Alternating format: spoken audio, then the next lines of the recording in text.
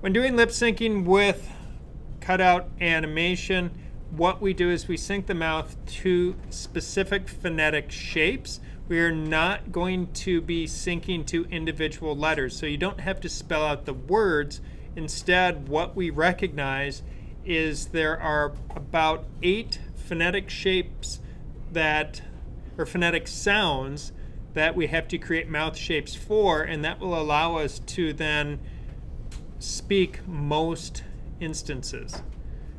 Some characters will require additional mouth shapes, but if we create shapes for these particular sounds, so we have the closed mouth consonant sound, the open mouth consonant sound, an E sound, A, O, then the U or oo sound, F and V sound, where you're essentially putting your teeth on your lower lip to make that F sound.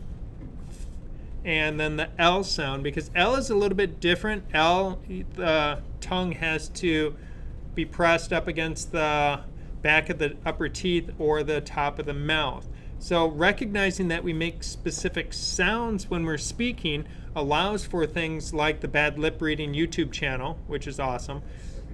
But it also simplifies the animation process.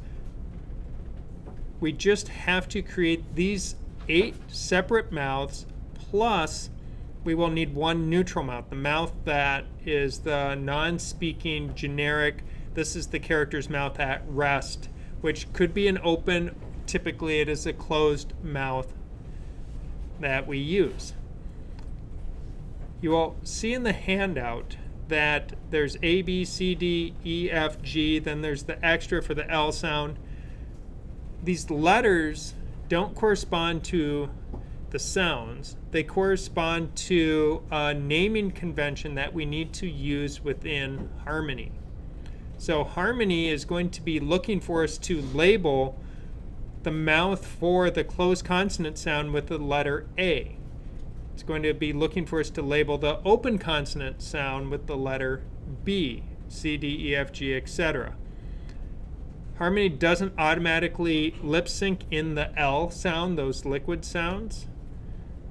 So you have to manually add those back in afterward. And what's not reflected on this chart is that the neutral unspeaking mouth, the generic mouth, gets named X. And all of these names that we will put on these mouth shapes will be with capital letters, because in doing that, Harmony will then be able to automatically match a phonetic sound to a piece of artwork, and it can analyze the sound data and automate our lip syncing process. With my character is I created my character.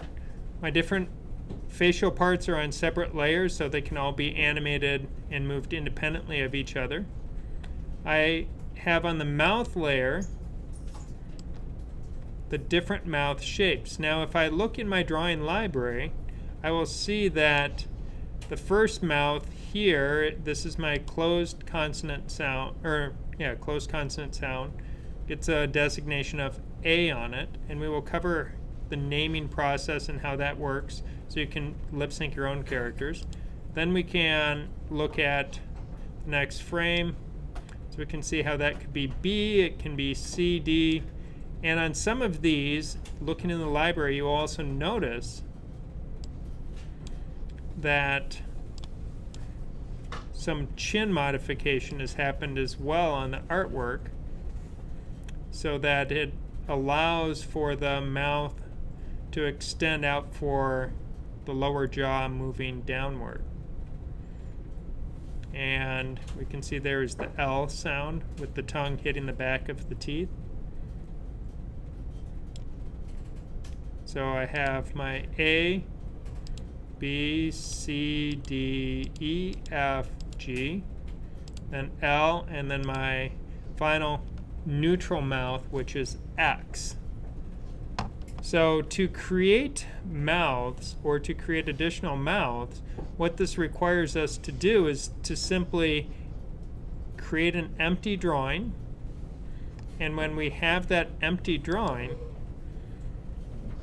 then we can draw whatever mouth shape that we wish to use for that particular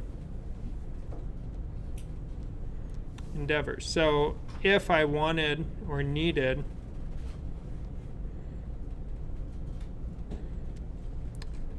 an additional mouth, maybe the scared mouth, so that the mouth is open.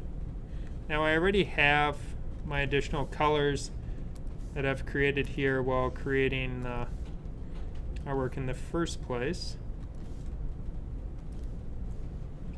So this is now a scared mouth. If I go into my library, you can see that when I created this frame, it now put a number 1 on it. When it comes time to name our artwork, this is a super critical point. We cannot simply highlight up inside the library and rename it there. That will break it. If we name it here, it actually creates an additional drawing beyond the one that we just had, so we start getting all kinds of extra drawings that we don't need, and it's really bad. So this particular drawing, if I want to do this for the scared mouth, in the timeline, I right-click on that frame, and under Drawings, there's an option to rename the drawing. So if I want to rename the drawing, now it gives me this dialog, and I will call this Scared. It now added Scared into the list. So we have A through X with L, and I also have Scared. I think with the Scared one, what would be nice to do as well, if I'm going to do this, would be, because the mouth seems to be open, is extend the chin down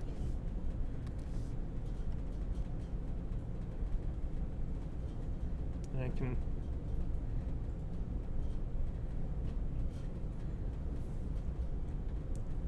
So when you're building your artwork, it's not necessarily going to only be where you will just change the mouth, because if the mouth opens, realistically the jaw had to move. And if the jaw had to move, we should see a change occurring in the face. We can see how it allows them to move. Next step is to add the audio to the project. To add the audio to the project, click under File. Choose Import, Sound. When we do that, find the file that you downloaded,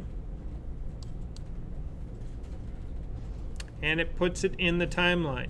You will need to extend your timeline out to about 190 frames to allow for this sound. Now, in doing that, you will notice that your artwork disappears because you also have to extend your artwork layers out to 190 frames. And we can do that quickly and easily by clicking in the final frames of those artwork layers and hitting the function key F5, and that extends it out.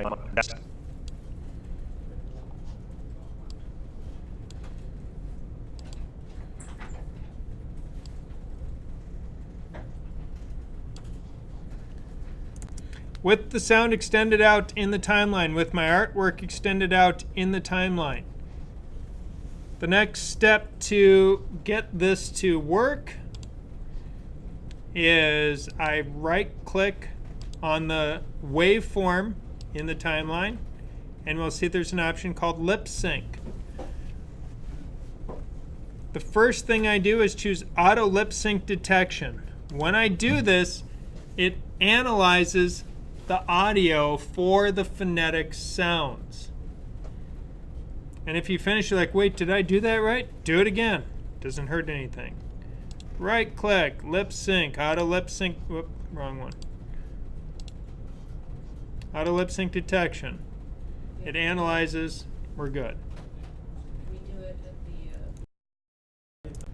To map the mouth layer to the sound requires us to do two things. One, our mouth layer should be called mouth or something that we can recognize it, because when I right click on my waveform once more, choose lip sync, map lip sync, it gives me an option, and we can see where we have A, B, C, D, E, F, G, X, and it's defaulting to hair. But I don't think I want the hair to be changing, because I didn't make hair that responds to the sounds. We could do that though, and that'd be kind of fun and interesting. Instead, I need to choose my destination layer, and I will choose mouth. And then when I hit OK, I will see in my timeline how it is now changed which layer, or I mean which mouth shape is showing at which point, corresponding to the phonetic sounds. To hear it during playback, we need to turn on the speaker icon. And if we want to hear it while we are scrubbing the timeline, the speaker icon with the S next to it allows me to hear it while I scrub the timeline. As you go through this, what you will realize is it gets it about 90% of the way there, but sometimes it's not quite right. To the sound of. So right in here, I'm having a weird sound of my. A little stuttering of the artwork that I don't like, because it's changing with too fast. Sound of my.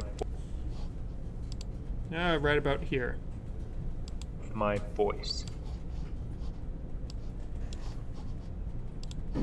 So with that, I need to go find the part I don't like. Of my.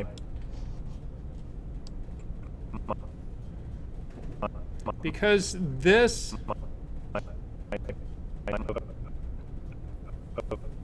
right here, it's only flashing this for a single frame.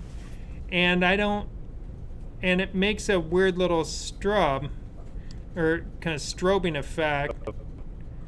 So I want this to extend out for an additional frame.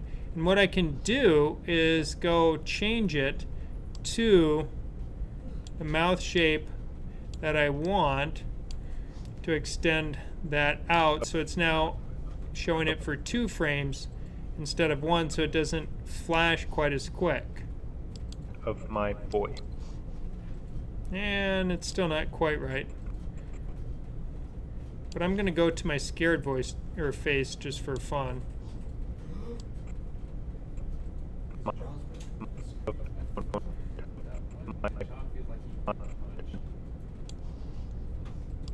Of my voice.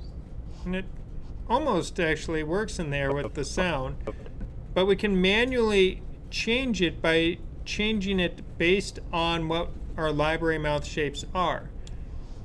If you don't want to, as you do this, be clicking through up there, if you remember in an earlier lesson we saw how we could swap out hands, and the keyboard shortcut for cycling through drawings, and each one of these for a drawing substitution, which is available in the library tab, we can use the square bracket keys on the keyboard. So right above the return key, you see the 2 square bracket keys, and now I can just hit those keys until I find the mouth shape that I want to use. In my example that I have here, I also created additional eye artwork so that, well, he can wink if he wants. So you can make it that he has a twitchy eye. Or if I want both eyes to blink, then I can move to the other eye and use the square bracket key to cycle through. And we can see how now my character is blinking before he starts speaking. Listen to And after I've completed this first phrase, right before I begin the next one, I'm going to, once again, make my character blink. One thing you'll find is you probably, if you do a blink, you don't want it to only blink for one frame, because if you only blink for one frame, when it plays back, listen. it just gives you a really fast, almost a shutter, kind of a shutter strobing effect. It's not as convincing or smooth with the animation. So instead, what's going to be better is to keep it on frame for 2 or even 3 frames, so that then the character, whoop, wrong key.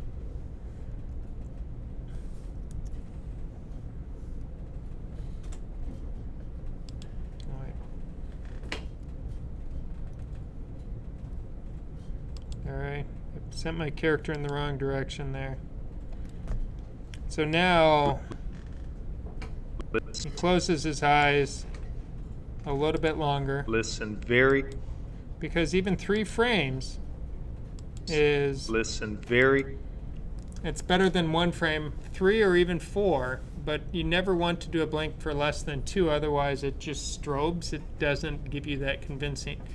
If your character has detailed or complicated anatomy, you may even want intermediary frames, so a partial closing of the eye, so it's not just open or closed, but it's partially closed, all the way closed, then partially open, all the way back open, so you actually start to animate that movement. That gives you greater flexibility on how smooth that motion can be, and it gives you an additional frame for expressiveness, because if you have a frame where the character's eyes are not all the way open or all the way closed, but partially closed, you can use that for emotional reasons in your storytelling. To add in an additional mouth, the first mouth I want to work with, I'm going to, on this layer, I'll turn on my light table. It makes it a little easier to see what I'm doing, and with this I'm going to just, so that if we look here, the ninja has the mouth that's closed, it's not saying anything. That is going to be my first mouth that I want to work with. The next thing that I can do for adding in my next mouth, so when you're working on your own character, if I want to add in a new mouth, is I am going to simply create an empty drawing. Now, I find it's useful while I do this. Now, I can duplicate this drawing and then do some erasing and redrawing, and that does work, but sometimes what I find is useful is to extend this out and then create an empty drawing so I can leave on onion skinning, and then I can see the previous mouth. And if my next mouth I want to work with is going to be my closed consonant mouth, I'm going to pull that across the face. Now, as we can see here, I've lost the rest of my artwork for my character, so that is a little bit problematic, because I can't draw this now in reference to anything else. So I'm going to just extend those layers out by highlighting and then hitting F5. That extends out my character. So we can see neutral mouth. This is going to be my consonants. And now the next mouth that I want to draw is when he starts to try and pull his mouth open. And with that, I'm going to extend down a little bit, and I need to then put in some fill to hide the fact that he's now stretching the front of his mask. So doing a masked character is certainly not as straightforward as others, but we can see how he's starting to try to speak. So we get to decide through your creativity how your character behaves, how it looks when it's engaged in things like speaking. You get to determine that. This is not reality. We're not confined by the rules of the real physical world. We're creating animations. So we have the opportunity to be inventive and creative of how do we create for our characters. So now I have different shapes to work with. So now as I want the character to open up even more on this next drawing, I can now create another empty drawing. And for this one, I want the character to be opening and I will extend it down, pull the chin down, paint over the existing head shape a little bit.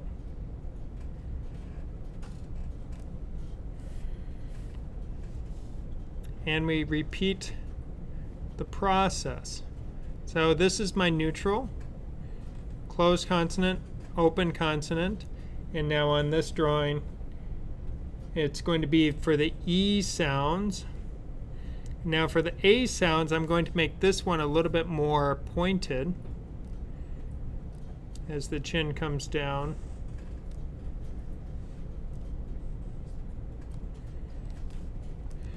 And recognizing that as we do this, we're not erasing and redrawing the whole head, because this gives us more flexibility, because I may want my ninja at times to show no mouth. And it might make sense that when he's not speaking, there's not even a line on his mouth, so we might even modify that some more. But for now, I'm going to call this my X drawing, my neutral. And then we move to the next frame. Consonant, open consonant, E, A, and I can see looking in the drawing here, if I turn on Lightbox, I'll see it some more. Probably need to paint a little bit more fill down so that if the mouth and head are moving in relation to the body, that we don't end up seeing through that gap. So we can paint that in.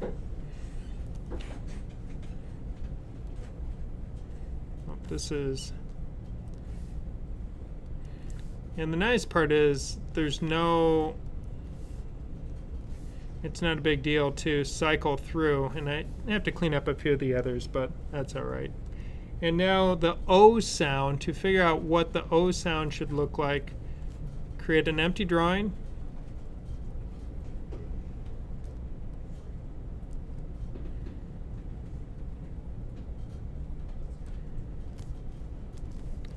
Do some fill, covering up the gap.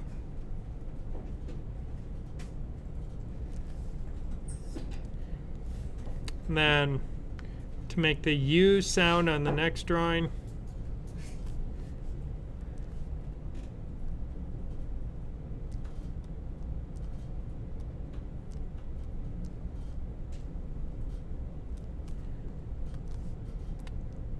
cover up the gap.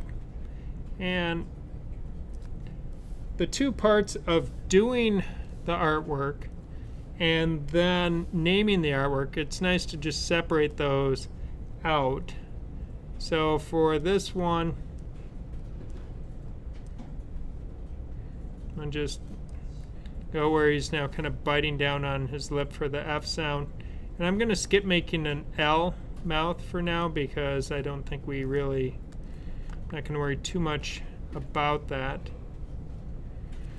But the mouths have now been created. We can see how they animate as I scrub through my timeline. The next thing to do is to name them.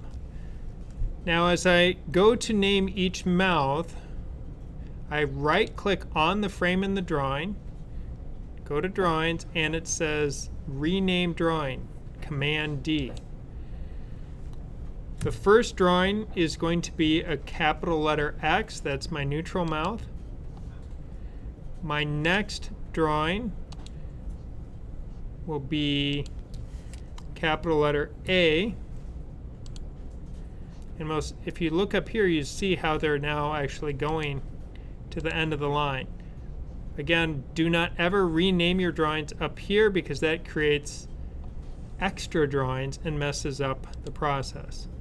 Now, this is going to be my B drawing. So capital B. And this will be capital C.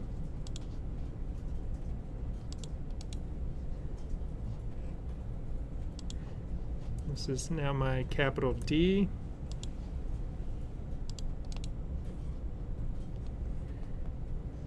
And I think I messed up on one of the drawings here.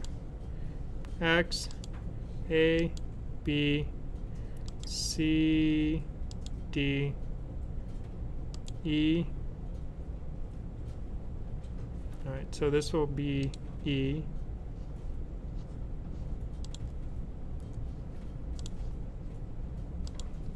And this will be F. And the final one is D, or G. So A through G plus the letter X. Now, if I import sound and find my sound file I have available, it brings it in. Right click on the sound, lip sync, auto lip sync detection. Now if I extend the project out to accommodate the full sound, extend my artwork out by highlighting and hitting F5. Right click on the sound, map the lip sync. Because the mouth layer is directly beneath the sound layer, it is the first one on the list. Otherwise, choose off the list. Hit OK. We can see how it is now remapped the mouth shapes to correspond to the sound. So now I have